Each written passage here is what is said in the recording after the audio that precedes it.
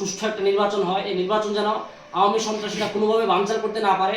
সর্বদলীয় ছাত্ররা মানে ঐক্যবদ্ধ আছে। ছাত্র এই আওয়ামী লীগের ঠিকানা এই বাংলায় হবে না, এই বাংলায় হবে না, আওয়ামী লীগের ঠিকানা এই সন্ত্রাসীদের ঠিকানা এই বাংলায় হবে না, এই বাংলায় হবে না, সন্ত্রাসীদের ঠিকানা দরি দরি দরি না, ধরলে কিন্তু ছাড়ি না, ধরলে কিন্তু সারি না, ধরি ধরি ধরি না, এবার যদি দড়ির লাঠি বেঙ্গলা মুখ করি করি, বেঙ্গলা মুখ করি করি, এবার যদি ধরি ধরি, এই আওয়ামী লীগের আস্তানা ভেঙে দাও ঘুরিয়ে দাও, এই ভেঙে দাও গুড়িয়ে দাও, আওয়ামী লীগের আস্তানা এই সন্ত্রাসীদের আস্তানা ভেঙে দাও ঘুরিয়ে দাও, এই আমরা সবাই ছাত্র সেনা ভয় করি না বুলেট বোমা, ভয় করি না বুলেট বোমা, আমরা সবাই ছাত্র সেনা, ইনকিলাব ইনকিলাব জিন্দাবাদ জিন্দাবাদ।